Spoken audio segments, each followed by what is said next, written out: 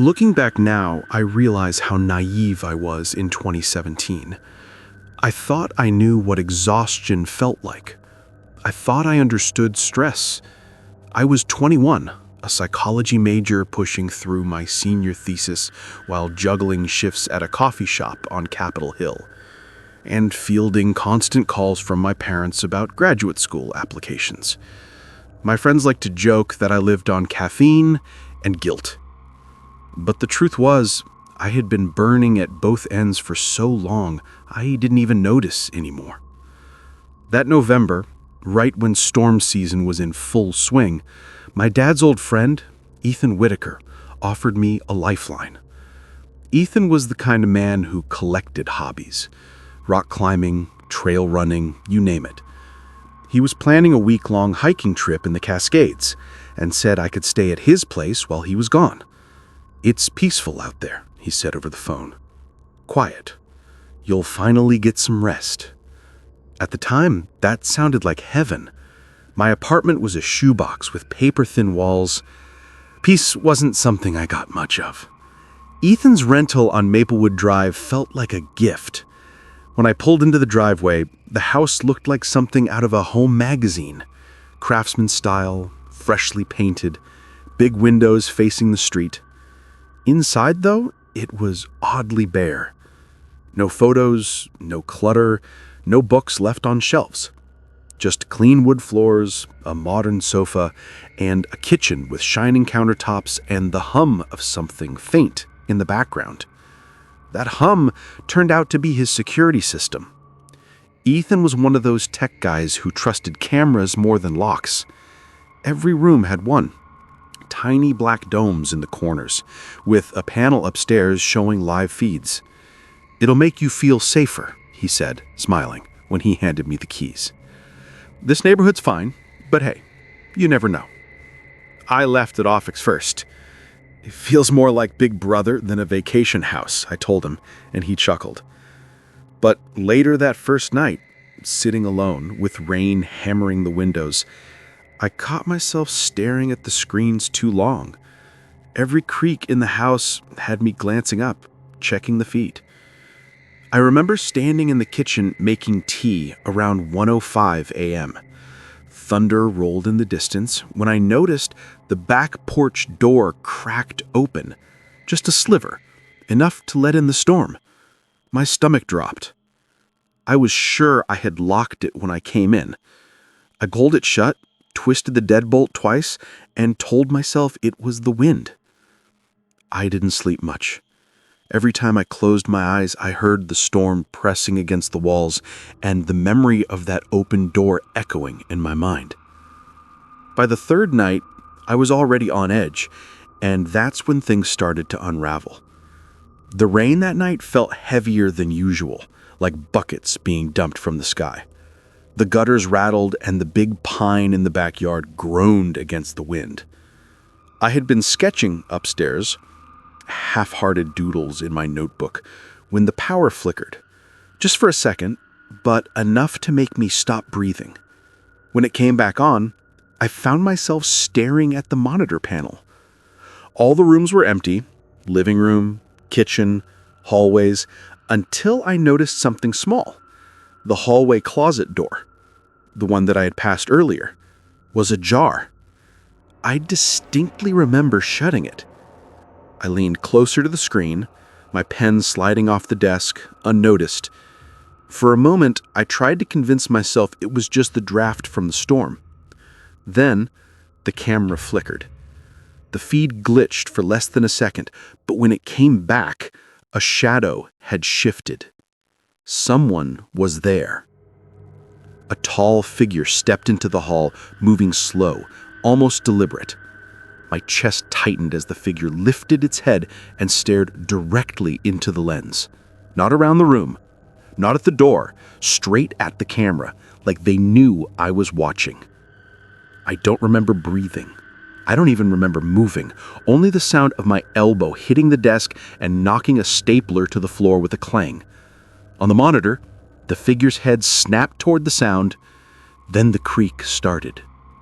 Footsteps, one at a time. The stairs groaned louder with each step.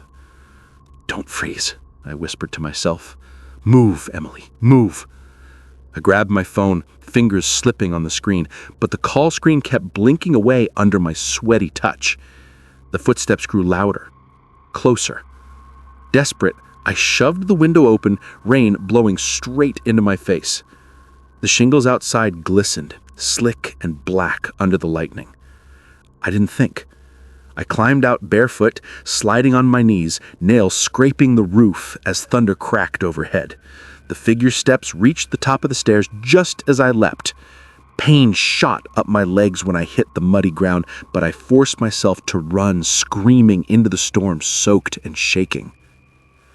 By the time the police arrived, I was still on the curb, arms wrapped around myself, teeth chattering. 2 cruisers pulled up, lights slicing through the rain. I tried to explain, my voice breaking, pointing at the house. "He's in there. Someone was in there." He looked right at the camera. The officer searched every corner of the place, upstairs, downstairs, basement. Nothing. No sign of forced entry, they said. Just the back door glass cracked, though they couldn't explain how. Stranger still, the security feeds had gone dark between 12:55 a.m. and 1:15 a.m., the exact window when I saw him. I told them I wasn't going back inside. One officer offered to drive me to a friend's place. I stayed at my roommate's, Samantha's, for 3 days, and even there I barely slept. Every time the building creaked, I swore I heard those footsteps again. When Ethan came back from his hiking trip, I met him at a cafe instead of the house. I was pale, jittery, clutching my mug like it was the only solid thing in the world. "You're saying someone was in my house?" he asked slowly, brows furrowed. "Yes," I snapped, sharper than I meant to. "I saw him on your cameras, Ethan. He looked right—" He exhaled, rubbing the back of his neck. "Storms cause interference. Maybe you saw—" "Don't make it sound like I imagined it," I cut in. His eyes softened. "I'm not saying that. I believe you think you saw something, but the police didn't find anyone. No prints, no signs." I pushed away from the table, tears burning the back of my throat. "You weren't there." He reached for my hand, but I pulled back. That was the last time we talked about it. He let me grab my stuff in daylight, standing awkwardly by the porch as I loaded my car. But the story didn't end there. Back at my apartment, I tried to return to normal. Classes, thesis deadlines, latte orders. But at night, the storm replayed in my mind. The cameras, the shadow turning its head, the camera lens filling with a face I couldn't quite see. I stopped sketching. I stopped answering calls from my parents. I spent hours scrolling aimlessly just to stay awake. One night, Samantha found me sitting on the kitchen floor with the lights on, shaking. "Need help?" she said gently. "This isn't normal fear. This is trauma." She wasn't wrong. I started therapy the next week. Dr. Harris listened as I described the night, the smell of rain, the sound of footsteps. She didn't dismiss me. She didn't call me paranoid. She just said, "Fear is the body remembering. Even when the danger is gone, the memory lives." Still, I couldn't shake the feeling that something had followed me home. At 4 a.m, lying awake, I sometimes swore I heard the faint creak of stairs. My building didn't even have those kinds of stairs. By winter, Seattle turned colder, darker. The storms passed, but my fear didn't. I'd jump at every knock on the coffee door. When a delivery guy left the back door propped open, I nearly screamed. One Saturday, Samantha convinced me to go out just for groceries. We pulled into the lot, and I froze before we even got inside. Across the street, parked in the shadow of a laundromat, was a car I recognized. An old silver sedan with a cracked bumper. I'd seen it before, parked across from Ethan's house. The day I left. I couldn't unsee it. I couldn't unfeel the weight of eyes on me. The nightmares returned harder after that. Always the same. The creak of footsteps, the shadow turning its head, the camera lens filling with a face I couldn't quite see. I'd wake up drenched in sweat, convinced someone was standing just outside my door. Dr. Harris suggested grounding exercises. Tell yourself you're safe. List 5 things you see, 4 things you feel. It helped in the office, but alone at night, it all fell apart. And then, one morning in March, I found something that made my blood run cold. A slip of paper under my apartment door. Blank. Just a folded piece, damp from the hallway. No handwriting, no message. Just left there. I moved in with Samantha permanently after that. My lease didn't matter anymore. I couldn't live alone. Years have passed since that November, and I still can't bring myself to walk down Maplewood Drive. The house is probably rented out to someone new by now, someone who doesn't know what happened in those storm-soaked walls.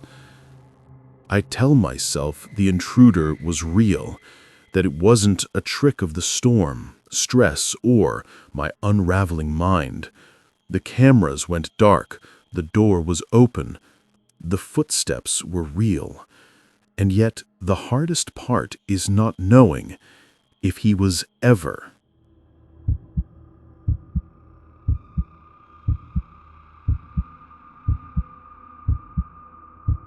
When I first pulled into Ravenwood Heights in the fall of 2015, I thought I was making the smartest decision of my life.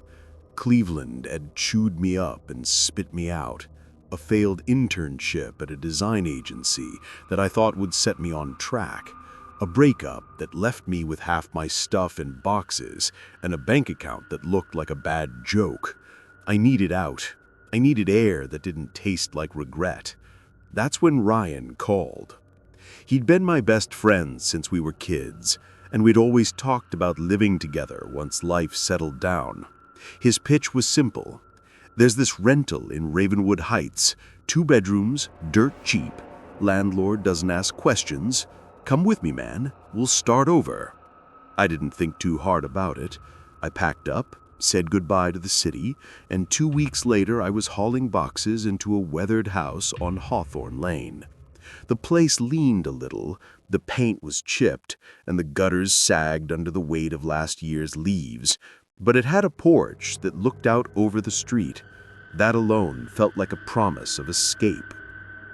What I didn't know was that Ravenwood Heights wasn't the kind of place you start over in. The town was tired. Shuttered storefronts lined Main Street. For sale signs faded and leaning. Whole stretches of houses sat abandoned, their lawns overgrown, fences broken. The air carried a constant smell of wet earth and mildew. Rain came down almost every day, heavy enough to flood the gutters and leave puddles like lakes along the curbs. But what caught me most was the house across the street. A rotting Victorian, tall and skeletal, with broken shutters hanging off by a single hinge and vines choking the siding. Even in daylight, it looked out of place, like it belonged to a different era entirely. The windows were cracked, their glass dulled with grime. Yet I swear, from the first night, it felt like those windows were watching. Ryan laughed when I said it. "Dude, it's abandoned. Nobody's been in there for years. Relax."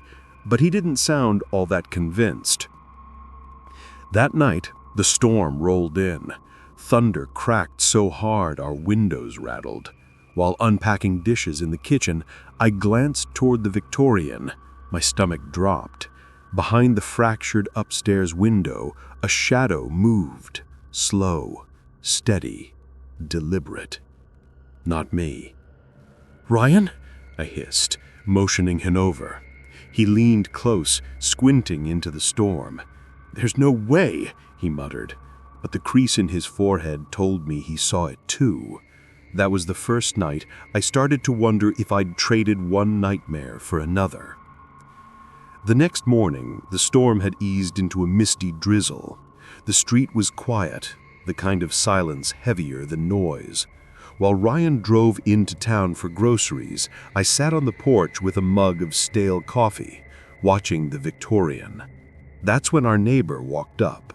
He was in his 60s, maybe older, with a face like weathered wood, a jacket worn thin, boots caked in mud. He stopped at the edge of the porch, gave me a nod, and glanced across the street. "Keep your curtains closed at night," he said, his voice gravelly. "That house doesn't stay empty long." I blinked. "Excuse me? What do you mean?" "Just take my advice.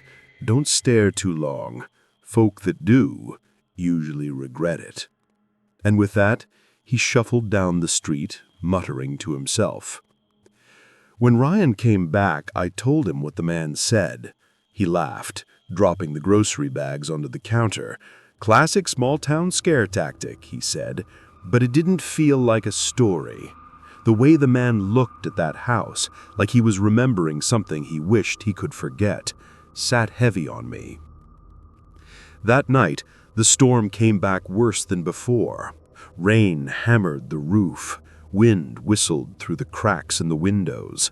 I sat in the living room, staring at the Victorian, every shadow inside it pulling at me. At some point, Ryan joined me, his face pale. "We think we should check it out," he said. I stared at him like he'd lost his mind. "Are you serious?" "Yeah. If someone's squatting in there, we should know. I don't want to wake up to find they've broken in here. We go in, look around, that's it." I wanted to argue, but the truth was, the thought of not knowing scared me worse. So I nodded. And just like that, we decided we'd go inside. It was midnight, the rain slicking the street, our shoes sinking into the soggy grass as we crossed the Victorian. The Victorian loomed above us, windows dark and cracked, roofline jagged against the storm. Ryan pushed the door first. It groaned, but opened. Inside, the air was damp, heavy with mildew. The smell of rot made me gag. But what unsettled me most wasn't the decay, it was the order. Every piece of furniture draped neatly with white sheets, as though someone had preserved it. Family photos still sat on the mantel, frames dusty, images untouched, a little girl with a crooked smile, a couple standing in front of the very house we were in.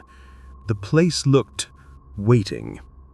"Creepy," Ryan whispered, flashlight beam darting across the walls. We climbed the staircase, each step moaning under our weight. Upstairs, the hallway stretched long and narrow. Wallpaper peeled in strips, revealing old plaster. Then it came another sound. Footsteps. Slow, heavy, deliberate. Not ours. "Ryan?" I whispered, throat dry, but he was right beside me, flashlight trembling. His face as pale as the sheets draped over the furniture. The footsteps grew closer, echoing in the silence. Panic took over. We bolted, sprinting down the stairs. I slipped on the slick floor, catching myself on the banister. The door banged open. Rain lashed our faces.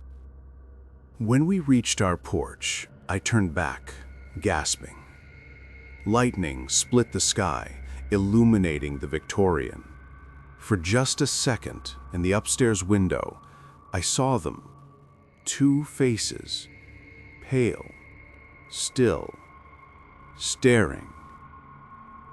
We didn't sleep that night. Every sound made us jump. Every flicker of light across the window pulled our eyes. By morning, we looked like ghosts ourselves. I couldn't let it go. I needed answers. I walked over to Mr. Holloway's house, the neighbor who'd warned me. He was on his porch, smoking, staring off like the storm had worn him out. "I saw someone in that house," I told him, voice shaking. "Not squatters," he said slowly. "A family lived there once. Good people. Their daughter disappeared one night, middle of a storm. Parents couldn't take it, left everything behind. Some say she still comes back, maybe brings company." I swallowed hard. "So, it's haunted?"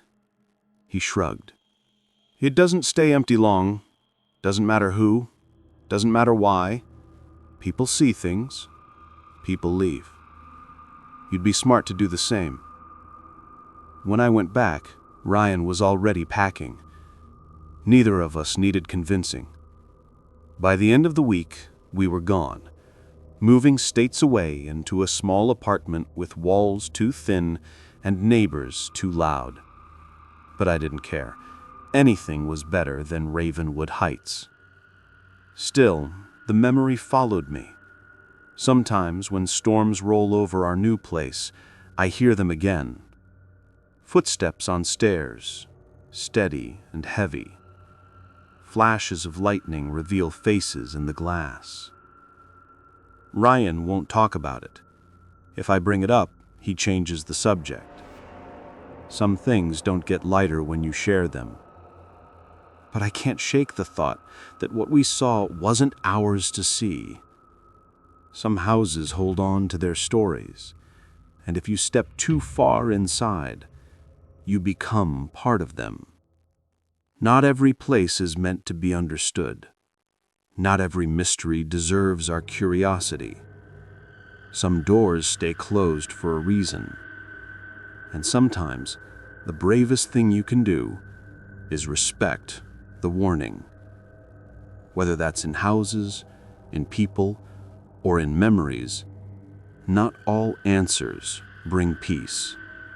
Some only bring shadows you can't unsee.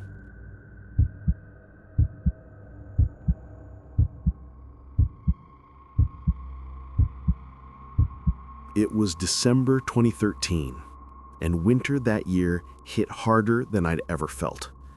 The kind of cold that sliced through every layer, leaving frost clinging to your breath. I just signed the lease on the house a week before, mostly because it was cheap and close to work. My friends thought I was crazy for leaving the student dorms, but I couldn't stand the noise anymore. I was in my final year of English literature. With deadlines piling up, I thought solitude might save me. The house was old, and I knew it the moment I stepped inside. Wallpaper peeling like burnt skin, windows rattling at the slightest gust, a furnace in the basement groaning like it remembered being alive once. But it was mine, at least for a little while, and that was enough. I didn't care if the place had character. I just needed quiet. That first week, snow never let up. It piled against the porch, weighed down the gutters with thick icicles. My boots were always soaked, my hands numb, but I grew used to the silence, the sound of my own footsteps echoing in empty rooms. I told myself I was being strong, independent, even if deep down I knew it was just loneliness dressed as courage. The night everything began, I was walking home after a long shift at the cafe. My body ached from carrying trays and smiling at customers who tipped more advice than money. Streets empty, snow falling thick and fast, covering everything in soft white. I cut past the bus stop as always, and there he was. A man perched on the stone wall, clothes streaked with something like dried mud. His skin glowed pale under the street lamp, too pale. He didn't move, didn't speak. His eyes, glassy and flat, followed me as I walked past. My stomach tightened. I told myself not to panic. Maybe he was resting, maybe drunk. but his gaze stuck to me like frost on glass. By the time I reached my front door, my hands shook so badly I fumbled the keys twice. Inside, I locked the door and leaned against it, whispering that it was nothing, just a tired girl in a frozen city seeing ghosts. But deep down, I knew something about that man wasn't right. I just didn't know how wrong it would get. The house creaked more than usual that night. Maybe the storm outside. Maybe the furnace finally giving up its fight. Either way, the noises carried differently when you were alone.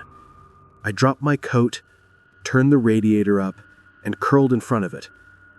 That's when I heard it. One sharp thud from upstairs. I froze. First thought, pipes, but it wasn't the echo of metal. It was heavier, deliberate. My heart raced as I stood, every instinct screaming to leave it alone. But alone meant I had to check. Step by step, I climbed the stairs. Every board groaned under me. The hallway stretched narrow and cold. Walls pressed close enough to feel like they were closing in. Then I saw it. The spare bedroom door, ajar. "Hello? Anyone there?" My voice cracked. Silence answered, thick and heavy. I nudged the door open with my foot. The room looked empty, until I saw the boot prints. Damp, dark, trailing across the floorboards straight to the window. I rushed to it, trembling, pulling the curtain aside. There he stood, same man from the bus stop, standing in my snowy garden.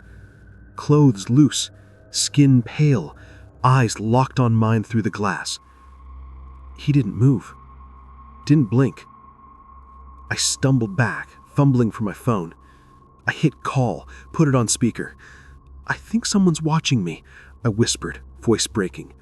"Stay calm, Madeline," my friend said sharply. "Call the police. Don't hang up." I nodded. Before I could press send, the lights flickered. Once. Twice. Then darkness. Furnace groaned and died. Storm howled through window cracks. In the black, my own shallow breath felt like drowning. Escape was the only thought. Boots on, coat zipped. I bolted down the stairs, fingers fumbling the lock, but somehow I got the door open.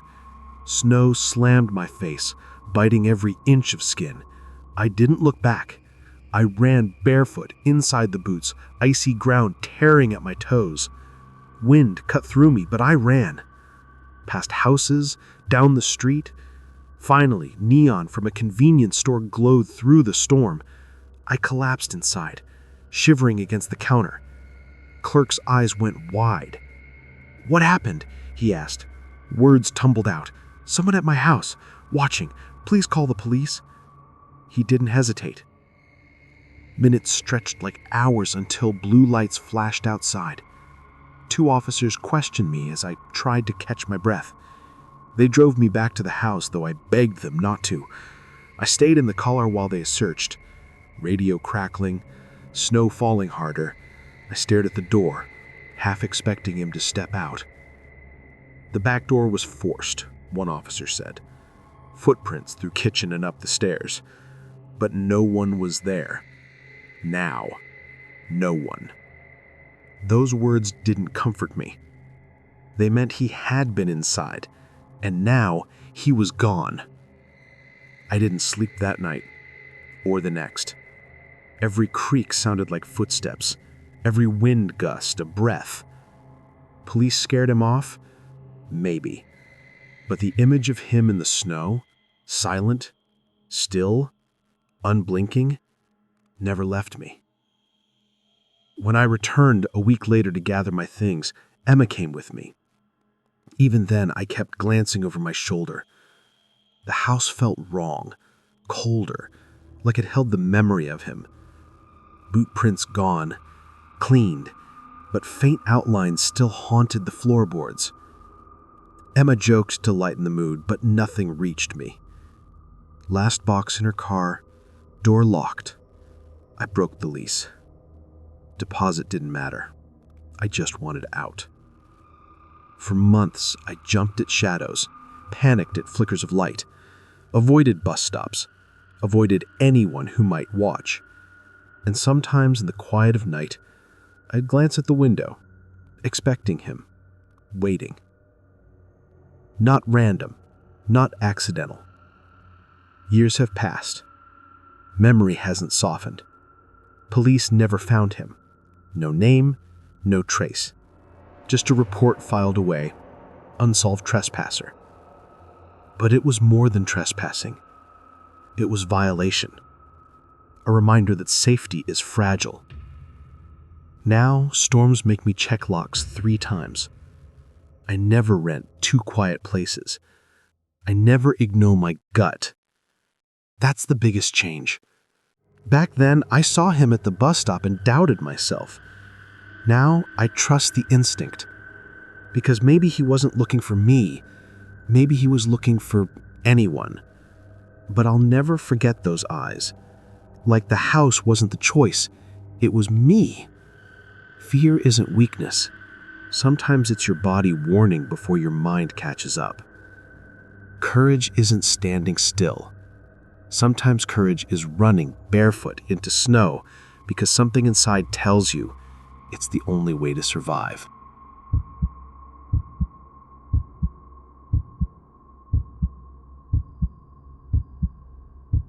The summer of 1996 is etched in me like a brand.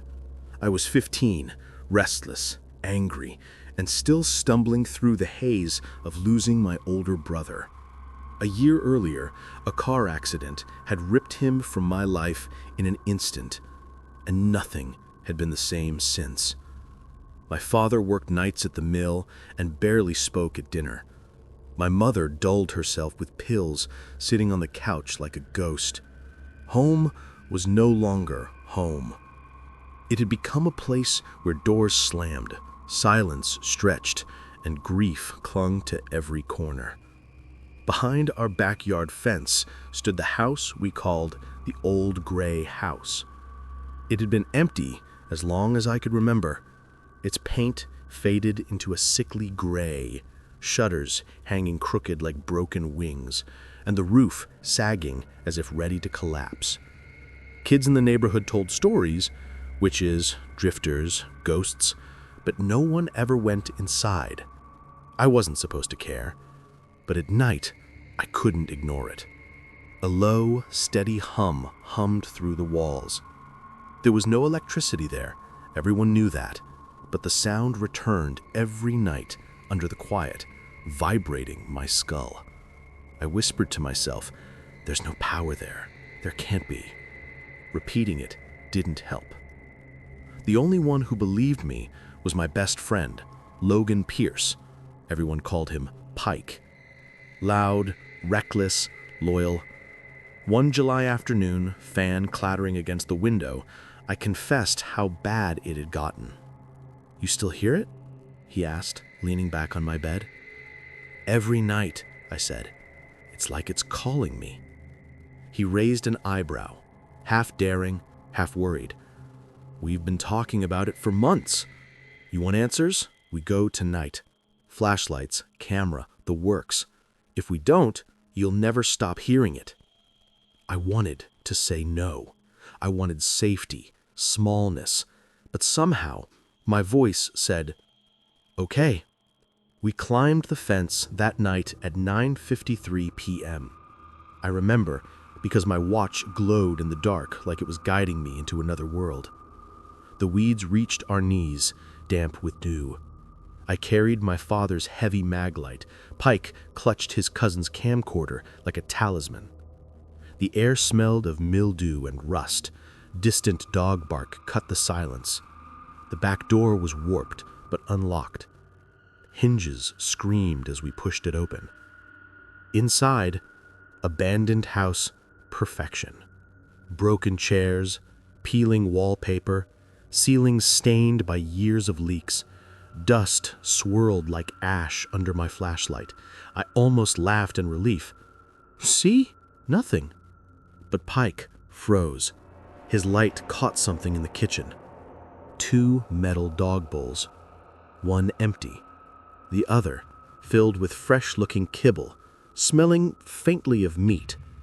"This isn't old," I whispered, crouching. My fingers shook. Then the buzzing returned, louder, vibrating the walls. Before we could move, a guttural yelp ripped through the house. Not animal, human, raw, broken. Then a man's voice. "Eat it. Now." My stomach froze. Peg's eyes widened. But we did the dumbest thing. Crept toward the stairs. Each step groaned under our weight.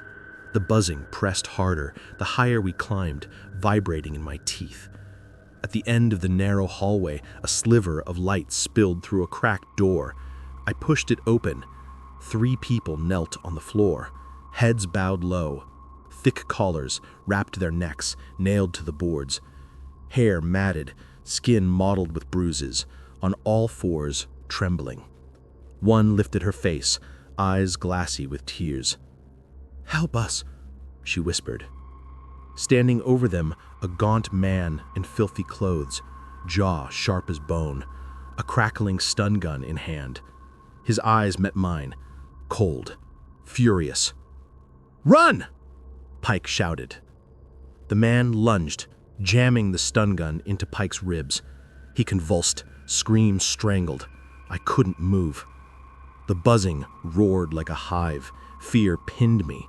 Chest locked, hands useless. Then instinct took over. I bolted, crashed downstairs, scraped my leg, climbed the fence, stumbled inside my house. Phone slippery in sweaty hands, I dialed 911. "Man, stun gun, people chained, hurry!" The operator tried to calm me, but guilt gnawed, Pike still there. I grabbed a rusted pipe from the garage, legs shaking as adrenaline drove me back. Inside, smell of sweat and rot, buzzing rising from the walls themselves. Upstairs, the man dragged Pike toward the chained victims, muttering, stun gun on the floor. I swung the pipe, connecting with his arm. He howled, eyes blazing, turned to me, but sirens wailed outside. Red and blue lights cut through broken windows. Police stormed the hallway, tackling him. I sank against the wall, shaking as officers pulled Pike and the victims to safety. Sob-filled air. Later, his name, Gerald Wexler, disgraced vet tech. Victims, missing persons from nearby towns, hidden just beyond my backyard fence. The old gray house didn't last much longer, torn down within a year, leaving only a barren lot. Kids still avoid it. Pike survived. Ribs burned from the stun gun. We rarely spoke of that night, but sometimes, passing in school, a look said it all. And me, I never forgot the buzzing. Even now, walking past the empty lot, I swear I hear it, humming through silence. Monsters aren't always forests or under beds. Sometimes they hide in plain sight. Ignoring them doesn't make them vanish.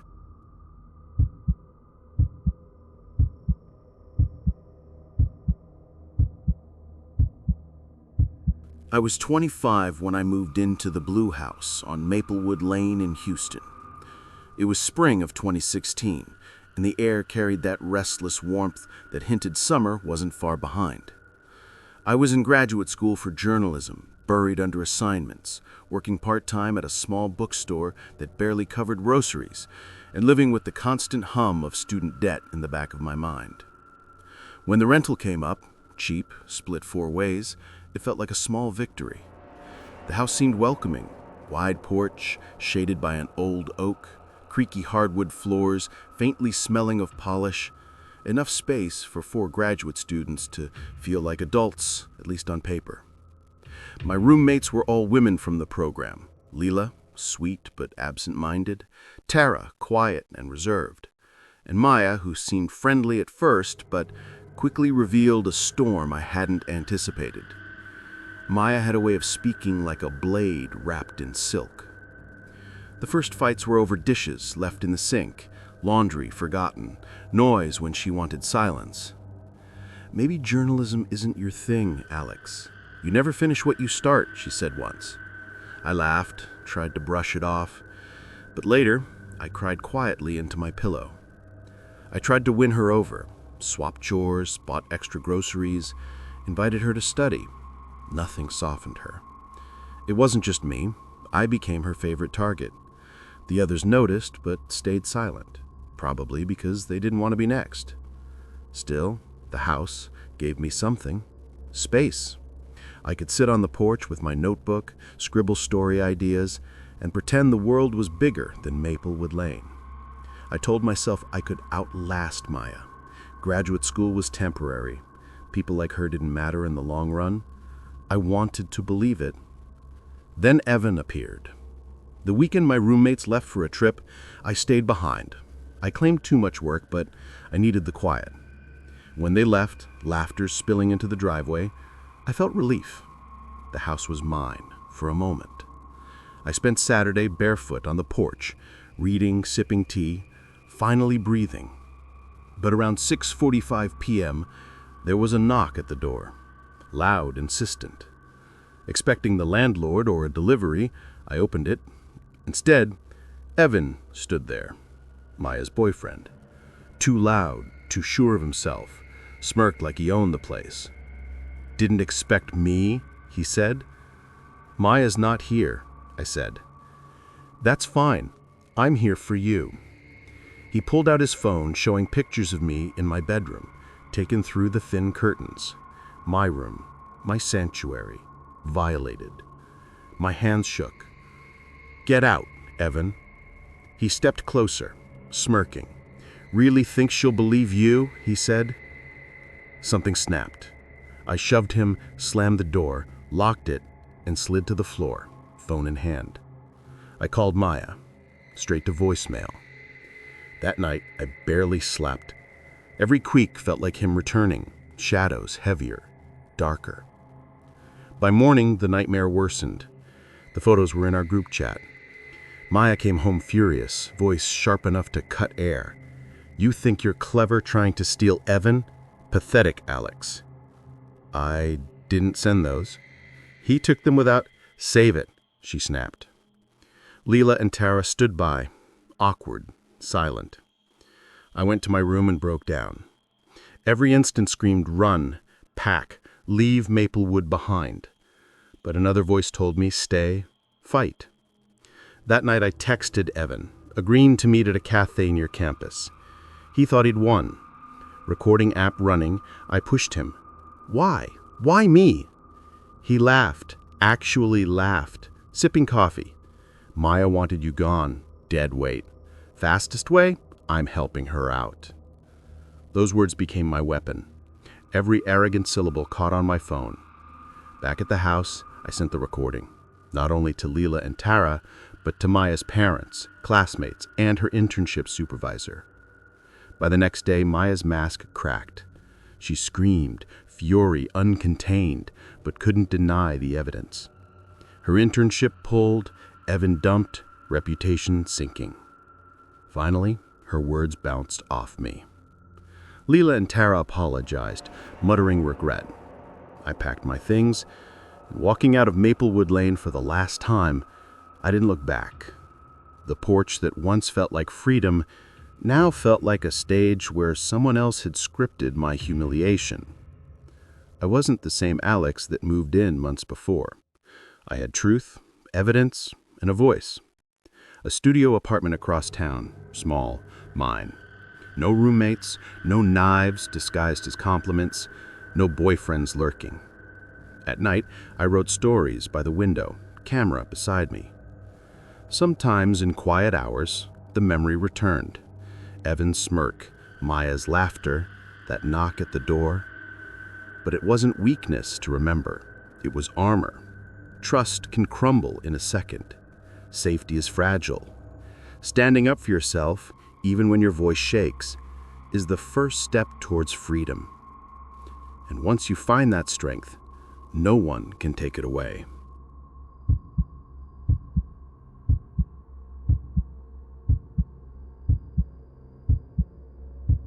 I was 14 the summer everything changed. Up until then, my world had been small. Our green house on Maple Street, the cracked sidewalk where I learned to ride my bike, the chalk drawings my brother and I made every June.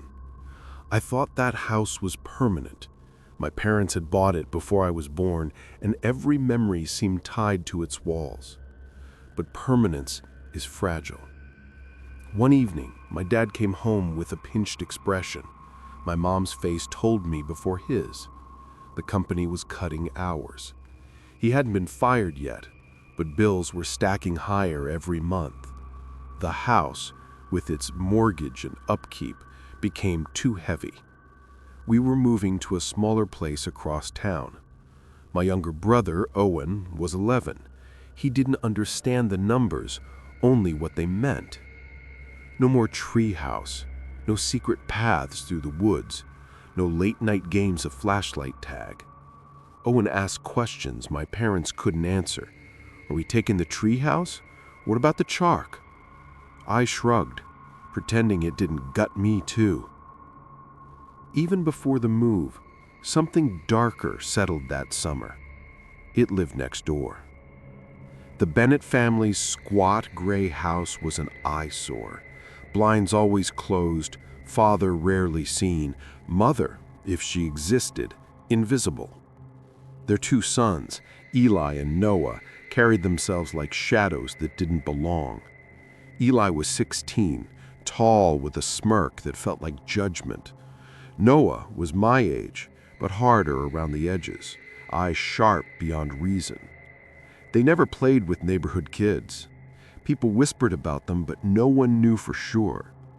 I avoided their house. Something about it unsettled me.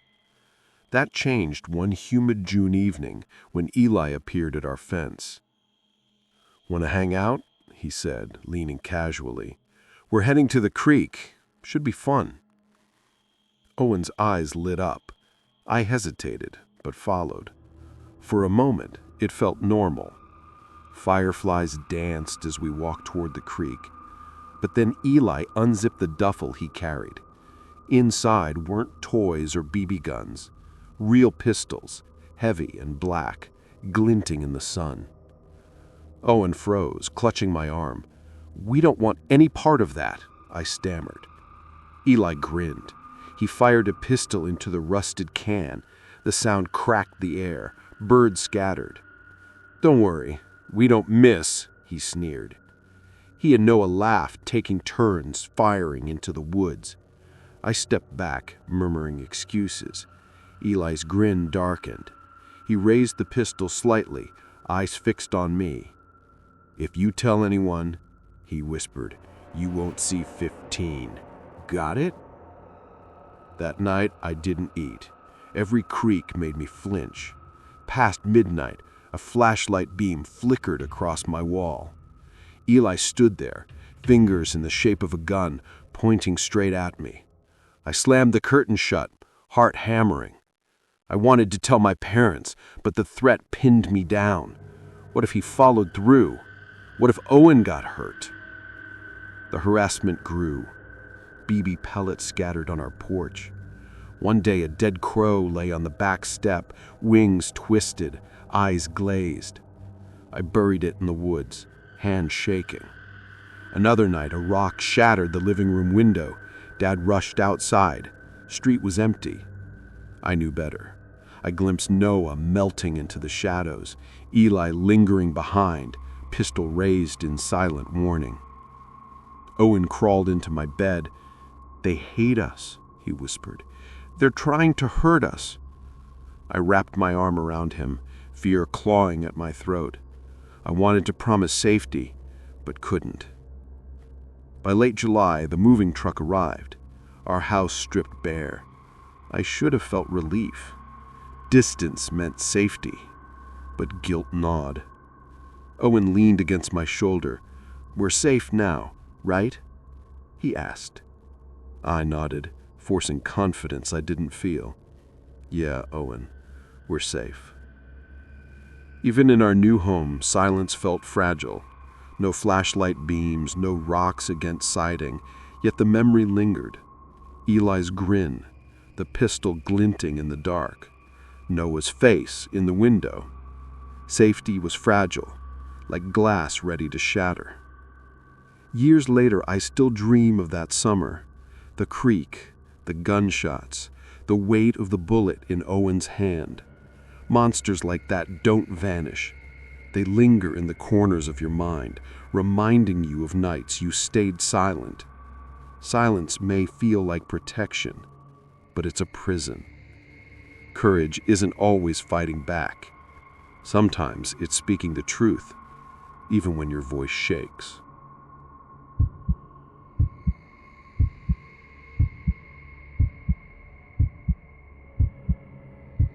I was 23 when I left Maplewood Court. I'd grown up in that apartment complex. For years, it had been more than just a building. It was its own little world. Kids rode bikes in circles around the courtyard until the streetlights came on. Neighbors knocked on each other's doors with leftovers or borrowed tools. It was the kind of place where you never felt alone. But by 2020, I felt trapped. Every time I climbed the stairs to my mom's apartment, I felt like a kid again, not the adult I was trying to be. I wanted independence. I wanted my own space, even if it meant scraping together rent money and eating cheap noodles most nights. So when I found a listing for a narrow 2-story house on Ashwood Lane, the rent lower than anything near downtown Seattle, I jumped. I told my mom, it's time I had my own place. She didn't argue, though I could see worry in her eyes. To save money, I invited my cousin Eli to move in. He had dropped out of community college, aimless, but family made sense. The house itself wasn't much. Porch paint flaked like sunburn, yard full of damp leaves, banister groaning under the slightest touch. But when I carried my boxes inside, pride swelled. It was old and creaky, but it was mine. At first, life there was fun. Eli and I stayed up late, playing video games and ordering greasy pizza, but the adjustment wasn't smooth. Eli kept odd hours, disappearing for long stretches. I asked once, he brushed me off. The street unsettled me more than Eli. Ashwood Lane had none of the hum of neighbors, no laughter drifting from open windows. Across from us sat a property that looked abandoned. Boarded windows, ivy climbing its walls, roof sagging in the middle. I told myself it was just part of the neighborhood, but I couldn't shake the feeling it was more than empty. Sometimes after work, I'd catch myself staring at it too long. Then, one evening, I saw him. A young man slipping from the side of the boarded house, pale, deliberate steps. He looked at me for a heartbeat before vanishing into the alley. My stomach twisted. I didn't know it yet, but that was the beginning of the end of Ashwood Lane for me. I tried to convince myself he was nothing, a squatter, someone cutting through, but the more I ignored it, the more I saw him. Sometimes across the street, leaning on the fence. Other times, a shadow moving on our stairwell. Nothing there when I checked. He never spoke, never came close, only watched. I told Eli. He shrugged. Seattle, half the city camps somewhere, probably a squatter. Don't get worked up. Maybe he was right.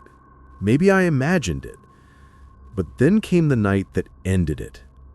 Around 2 a.m., a scraping sound woke me. Slow, rhythmic. Window rattled faintly. Heart hammering. I pulled back the curtain. He was there, perched in the oak outside my window, crouched on a bent branch, face tilted upward, eyes fixed on mine. Silence pressed down. My hand shook. I nearly dropped my phone, dialing 911. Police arrived within minutes. Red and blue lights cut the dark. By the time they searched, he was gone. But the evidence remained. Branch bent under weight, muddy shoe prints and wet leaves. Probably a transient, one officer said. His voice didn't convince me. Eli insisted we stay. He's gone now. Don't let it live in your head. It wasn't about power. It was about safety. The house no longer felt like a beginning. It felt like a cage. Thin walls, flimsy locks, every creak, every rustle outside was proof he was still out there. I lasted 2 more weeks, sleeping fitfully, jumping at every sound. Then I packed. My mom didn't say, "I told you so," when I returned to Maplewood Court. She just hugged me like she'd known this day would come. Life felt comforting and suffocating. The neighbors still left doors unlocked, kids rode bikes, but I wasn't the same. I couldn't unsee him, pale, intent, staring from the tree. It wasn't the house that haunted me. It was knowing he hadn't been watching it. He was watching me, and maybe still is. Independence isn't just moving out. It's recognizing when to protect yourself. Leaving Ashwood Lane didn't make me stronger. Strength is measured by how quickly you recognize danger and act. Some houses, some people carry shadows you don't have to live under. Listening to fear doesn't make you weak. Sometimes it's the thing that keeps you alive.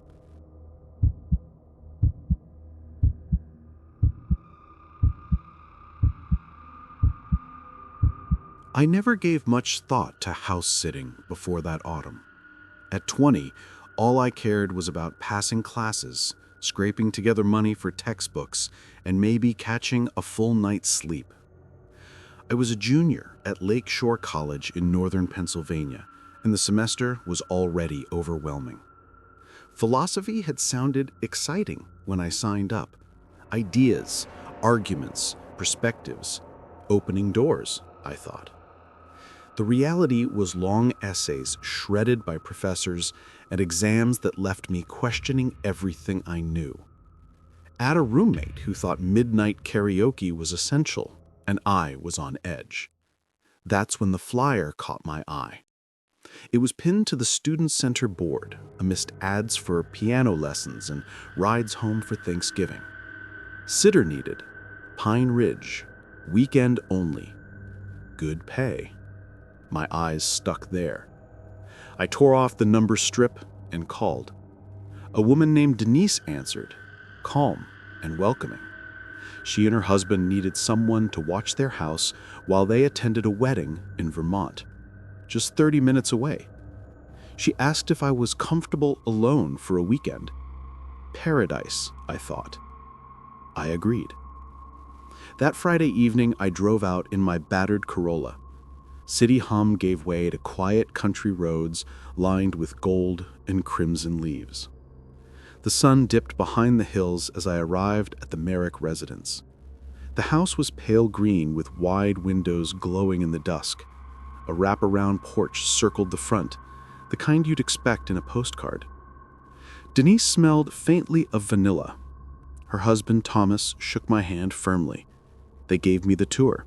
Kitchen stocked, alarm code on a sticky note, guest room upstairs with crisp, white sheets. Thomas mentioned casually, "There have been a few break-ins nearby. Nothing serious. Keep doors locked. Emergency numbers on the fridge." I nodded, heart skipping. By the time they left, the house was silent, and for the first time in months, so was my life. I FaceTimed my roommate to show off my solitude. Finally, a bed without drunken shouts outside the window, I said. The quiet was unsettling, almost too quiet. I brushed it off and opened my laptop to catch up on notes. Around 1:15 a.m., I heard it. A faint click, then a low, steady humming, like a motor running somewhere it shouldn't. My eyes darted around. It was coming from the upstairs closet. My pulse raced. I grabbed my flashlight. Door wide, nothing inside but coats and boxes. Flicked the switch. Light vanished. I shut it and tried to calm down, laughing shakily in bed. Morning sunlight made the fear seem ridiculous. Breakfast passed uneventfully. Sunlight streaming through the windows, house cozy, lived in. Then I noticed it. A narrow door behind a freestanding shelf in the hallway. The paint chipped, blending with the wall. I tugged. Locked. Carla hadn't shown me this door. Anxiety prickled. I texted Denise, smiling emoji, house fine, all quiet. The quiet pressed in heavier at night. Creaks sounded deliberate, gusts against the porch like footsteps. Around 11:30 p.m., a knock rattled the front door. Empty porch. Whispering to myself, just the wind, kids messing. Crawling into bed, the clicking returned. Closer. Humming moved with me. Laptop FaceTime saved me briefly. My roommate froze. There's someone behind you. I spun around, the closet door cracked open, humming louder. Blankets over my head, whispered, "It's not real, it's not real." No sleep came. Morning, closet empty. I laughed shakily, blaming stress. That day, I kept busy, cleaning, reading, bad TV. But the house seemed alive to my nerves. Little things fell. Draft brushed my neck. Picture frame tilted, and the narrow hallway door again, locked before, now slightly ajar. That night I sat up in the living room with lamps ablaze. By 2 a.m. I dozed, woke to footsteps upstairs, slow, deliberate, breath caught, frozen on the couch. Phone trembling, dialed Denise and Thomas, voicemail. Then a door upstairs slammed. Baseball bat in hand, I crept upstairs. Guest room door open. Closet humming, narrow hallway door wide open. By Sunday morning, I was done. Bag packed in record time, locking every door behind me. One last glance, the hallway door, plain as day, wide open like it had never been locked. Drive back to campus 30 minutes. I thanked Denise and Thomas, said all was fine. But I knew what I saw, what I heard. Maybe someone lived in the walls? Maybe something stranger? Maybe my mind cracked under stress. I never went back. Sometimes the scariest thing isn't ghosts or monsters. It's the feeling of being unsafe in a place that should protect you. Trust your instincts.